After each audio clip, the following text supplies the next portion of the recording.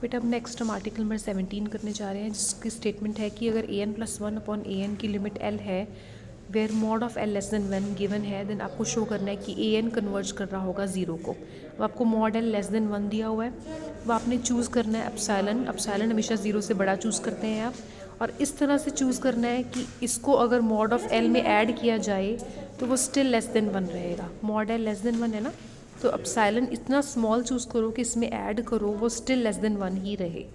ठीक है, now because इसकी लिमिट l दी हुई है तो आप डेफिनेशन लगा दो कि there exist a positive integer m such that this is less than epsilon for all n greater than equal to m। अब ये वाली इनइक्वालिटी आपको मैंने याद करने को गई थी स्टार्टिंग में फॉर्मूलेज, उसमें आती है ये कि mod of a minus mod of b less than equals to mod of a minus b। तो ये आपका a है, ये मॉड a बन गया, ये माइनस मॉड b बन गया, less than equals to mod a minus b। ये चीज़ किससे लेस है, ऊपर से देखो एप्सिलॉन से लेस है for all n greater than equal to m।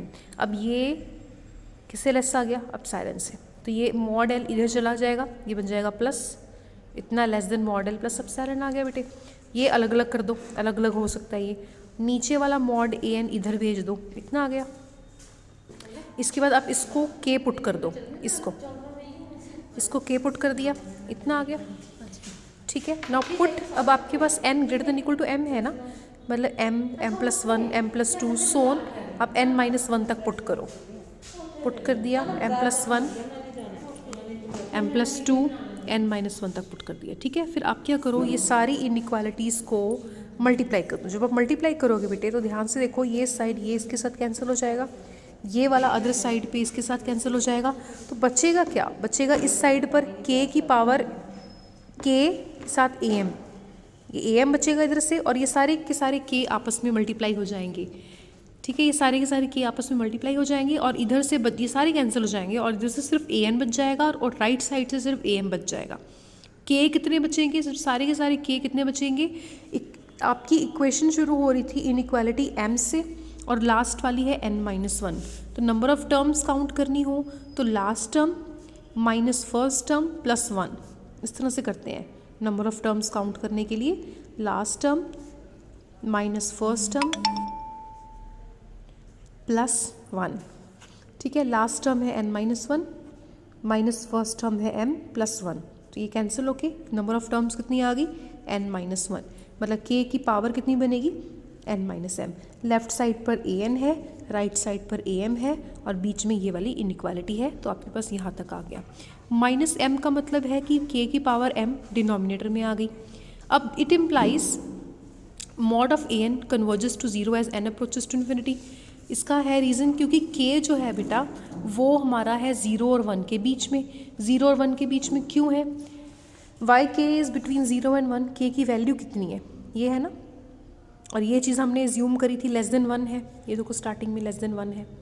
ठीक है, तो और k 0 से बड़ा है, 0 से बड़ा क्यों है, क्योंकि ये भी 0 से बड़ा है, ये भी 0 से बड़ा है, तो k की वैल्यू 0 से बड़ी है बट 1 से लेस है। तो k की वैल्यू क्योंकि 0 से बड़ी है 1 से लेस है, तो जब आप n को इन्फिनिटी अप्रोच करवाओगे तो आपके पास आ जाएगा एक ऐसा नंबर जो 1 से लेस है और उसकी पावर में इन्फिनिटी। तो जब भी कोई नंबर 1 से लेस होता है और उसकी पावर में इन्फिनिटी आ जाए, ठीक है, कोई भी नंबर 1 से लेस हो, जैसे 1/2 है, उसकी पावर में इन्फिनिटी आ जाए, तो बेसिकली बेटा उसका आंसर आता है 0। एनी नंबर लेस देन 1, ठीक है, a लेस देन 1 और a की पावर में infinity makes it equal to 0। अगर a 1 से बड़ा है और उसकी पावर में इन्फिनिटी आ जाए तो it makes it equal to infinity. यहाँ साफ साफ करके लिख देती हूँ, if a is less than 1, ठीक है, तो उसकी पावर में अगर इन्फिनिटी आ जाए तो it makes it equals to 0। अगर वो ग्रेटर देन 1 हो it makes it infinity, equal to 1 हो it makes it equal to 1 only. ये चीज़ याद रखना हमेशा। आप एग्जांपल लेके समझ सकते हैं, जैसे हाफ की पावर में इन्फिनिटी आ जाए तो ऑब्वियसली बेटा डिनोमिनेटर 2 की पावर इन्फिनिटी 2 की पावर इन्फिनिटी 2 की पावर इन्फिनिटी बन जाएगा ना, ऊपर 1 की पावर इन्फिनिटी, 2 की पावर इन्फिनिटी इज़ इन्फिनिटी, ऊपर 1 बचेगा, 1 अपॉन इन्फिनिटी बन जाएगा 0। ठीक है, ये सॉल्व करके बता दिया, अदरवाइज़ आप ये रिजल्ट को याद करके भी रख सकते हैं। अब आपके पास यहाँ पर जो k है ये 1 से लेस है, इसकी पावर में इन्फिनिटी मतलब 0 बन गया, मतलब आपके पास ये साइड पूरी 0 बन गई। ठीक है, मतलब mod of a n is less than zero तो हो नहीं सकता, क्योंकि मॉड है, मॉड वाली टर्म नेगेटिव तो हो नहीं सकती, मतलब कि वो क्या हो रही होगी, ज़ीरो को कन्वर्ज कर रही होगी। अगर मॉड ए एन ज़ीरो को कन्वर्ज कर रहा है तो सिंपली ए एन भी ज़ीरो को कन्वर्ज कर जाएगा, हैंस आपका ए एन सीक्वेंस जो है वो कन्वर्ज कर गया ज़ीरो को। नेक्स्ट आर्टिकल है आपका, if a n is greater than zero and limit n approaches to infinity a n plus one upon a n is equal to L greater than one, then limit a n tends to infinity is equal to infinity. ठीक है, अब आपको दिया हुआ है कि ये limit L है और एल यहाँ पर वन से बढ़ा दिया हुआ है, आपको शो करना है अगर ए एन ज़ीरो से बड़ी टर्म्स है तो ए एन इस बार डाइवर्ज करेगा इन्फिनिटी को। ठीक है, तो सबसे पहले जो दिया हुआ है उसके अकॉर्डिंगली एल वन से बढ़ा दिया हुआ है, आपको अपसाइलन चूज़ करना होगा such that L minus epsilon is greater than one. ठीक है, इतना आ गया आपके पास, आपने अपसाइलन अपनी मर्जी से चूज़ किया सच दैट एल में से अपसाइलन माइनस करो, वो स्टिल वन से बड़ा रहा, अपसाइलन को इतना स्मॉल चूज़ किया आपने। ठीक है, ये इतना आ गया, there exist a positive integer M, इतना आ गया, ब्रैकेट खोला, इतना आ गया, ये बड़ा है एल माइनस अपसाइलन से, एल माइनस अपसाइलन को के पुट कर दिया। अगेन ये पिछले क्वेश्चन की तरह आपने एम एन को पुट करना है, M M plus one N minus one put कर दो, आपके पास इतनी सारी इनइक्वालिटीज़ आ जाएंगी, उन सबको मल्टीप्लाई कर दो, इतना आ जाएगा। पिछले क्वेश्चन की तरह ही पढ़ लेना, कोई डाउट रहेगा पूछ लेना। नेक्स्ट आर्टिकल नंबर 19 में बेटा आपने प्रूव करना है कि limit n approaches to infinity n का एनथ रूट, ठीक है, ये होता है एन का एनथ रूट, इसको ऐसे भी लिख सकते हैं एन की पावर में 1/n, स्क्वायर रूट को 1/2 लिखते हैं, क्यूब रूट को 1/3 लिखते हैं, फोर्थ रूट को 1/4 लिखते हैं, nth रूट को 1/n लिखते हैं। तो n approaches to infinity n की power 1/n is equal to 1, ये आपको प्रूव करना है। ठीक है, तो सेकेंड पार्ट बाद में करते हैं, पहले फर्स्ट पार्ट का प्रूफ देखें। Let a n is this, इसको ए एन मान लिया, अब ए एन क्लियरली 1 से बड़ा है for n greater than equal to 2, 2 या 2 से बड़ी वैल्यूज़ के लिए ए एन की वैल्यू 1 से बड़ी आएगी, लाइक 2 लो, 2 लोगे तो ये बनेगा 2 की पावर 1/2, मतलब square root of 2, square root of 2 is 1.4 something ना, जो 1 से बड़ी होती है। अगर आप 3 पुट करेंगे तो ये बनेगा cube root of 3, cube root of 3 again आप कैलकुलेट कर लो, ग्रेटर देन 1 आएगा, 4 पुट करोगे वो भी ग्रेटर देन 1 आएगा। 1 क्यों नहीं लिया यहाँ पर, क्योंकि अगर आप n को 1 पुट करोगे तो 1 की पावर में 1 which is exactly equal to 1, but हम यहाँ पर लिख रहे हैं स्ट्रिक्टली ग्रेटर देन 1 होना चाहिए ना, तो स्ट्रिक्टली ग्रेटर देन 1 बनेगा 2, 3, 4 पुट करने पे, सोन पुट करने पे।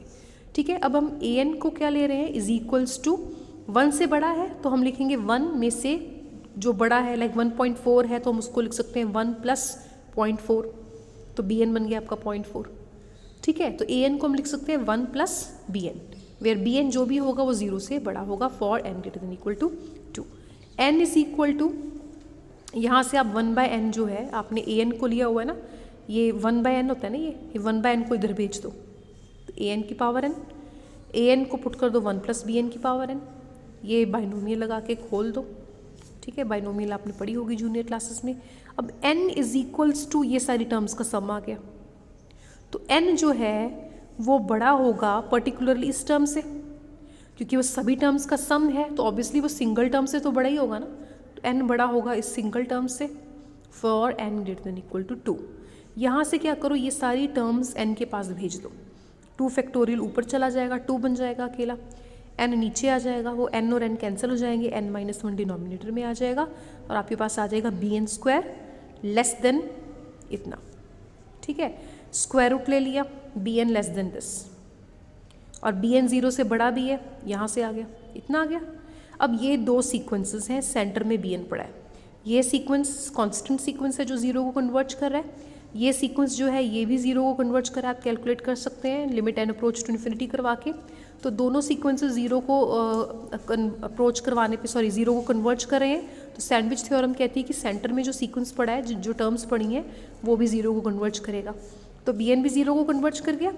इट मीन्स आपका जो ए एन है, ए एन किसके इक्वल था, 1 plus B N, limit approach करवा के निकाल लो, वो कन्वर्ज कर जाएगा, 1 तो 1 ही रहेगा, बी एन बनेगा 0 is equals to 1। So limit n approaches to infinity is equals to 1। Next आपको प्रूव करना है ए का nth रूट, ए का nth root is equals to converges to 1 where A is greater than 0। So 3 cases हैं। अब ए का मुझे नहीं पता कि ए की वैल्यू क्या है, तो मैं 3 केसेस बनाऊंगी। A can be greater than 0, a can be equal to 1, क्योंकि ग्रेटर देन 0 लेना ना अपना बेटा आपने, तो 0 से बड़ा ए जो है वो 0 से बड़ा है, ये 0 है मान लो, ए जो है 0 से बड़ा है, हो सकता है ए 1 से बड़ा हो सकता है ए इक्वल टू 1 हो सकता है ए 0 और 1 के बीच में हो। तो 3 केसेस बनाएंगे हम, a greater than 1, a equal to 1, a lying between 0 and 1। So ये 3 केसेस पे हम डिस्कस करेंगे। पहला केस है ग्रेटर देन 1। अगर ग्रेटर देन 1 है तो उसका nth रूट भी 1 से बड़ा ही होगा, ठीक है। nth रूट को आप ले लो 1 प्लस एच, जो पोर्शन मैंने ऊपर समझाया था ना, 1 से जो एडिशनल पोर्शन है, जैसे 1.4 है मान लो, तो 1 प्लस 0.4 को एच नाम दे दो ना, ठीक है। ये 1 बाय उधर ले जाओ, ये पिछले की तरह ही करना है आपको, बाइनोमियल लगा दो, ठीक है। अब पिछले में आपने ये वाली टर्म ली थी, इस क्वेश्चन में आप सिर्फ पहली 2 टर्म्स रख लो। तो ए जो है, क्योंकि इन सभी टर्म्स का सम है, तो ऑब्वियसली फर्स्ट 2 टर्म्स से अकेली फर्स्ट 2 टर्म्स लोगे तो उनसे तो बड़ा ही होगा, ठीक है। अब अकेली एक टर्म ले लो, NH से बड़ा होगा, NH लेस देन ए आ गया, H की वैल्यू निकाल लो, इन दोनों के बीच में लाई कर गई। ये भी 0 को जा रहा है क्योंकि कांस्टेंट है, 0 ही है, ये भी 0 को जा रहा है, तो सेंटर वाला भी 0 को जाएगा। H है क्या, ठीक है। अब आप यहाँ पर इसकी लिमिट निकाल लो, इसकी लिमिट निकालने के लिए इसकी लिमिट निकालोगे, इज इक्वल टू इसकी लिमिट आ जाएगी। इसकी लिमिट क्या बनेगी, 1 ही रहेगा। H की लिमिट आपने अभी भी निकाली है, 0 आ रही है, मतलब इसकी लिमिट आ जाएगी is equals to 1 plus 0, that is 1, hence इसकी लिमिट आ गई 1। केस नंबर 2 आप खुद कर लेना, 1 है, अगर ए 1 है तो 1 पुट कर दो, 1 का nth रूट 1 ही रहेगा, तो लिमिट निकालने पर भी वो 1 ही रहेगा। 0 और 1 के बीच में अगर है तो b डिफाइन करो 1/a, उल्टा कर दो 1/a, क्योंकि a 1 से छोटा था तो उसका रेसिप्रोकल करने से वो 1 से बढ़ जाएगा, लाइक 1/2, 1 से छोटा होता है, लेकिन जब उसका रेसिप्रोकल लोगे वो 2 बनेगा, 1 से बढ़ जाएगा ना, तो इट मीन्स b जो है वो 1 से बढ़ जाएगा। तो प्रीवियस केस नंबर 1 लगा के लिमिट अप्रोच करवाने पे ये 1 आ जाएगा, a की बजाय b पर लगाना पड़ेगा ये केस। b की वैल्यू पुट कर दो, b की वैल्यू 1/a, यहाँ पर nth रूट है तो पूरे का nth रूट, 1 का nth रूट तो 1 ही रहेगा, अकेले नीचे वाले का nth रूट। फिर रेसिप्रोकल ले लो, 1 का रेसिप्रोकल 1 रहेगा, इसका रेसिप्रोकल ये बन जाएगा, ठीक है। Combining all the results of 3 cases, हमारे पास लिमिट आ जाएगी n a का nth root is equals to 1 for all a greater than 0।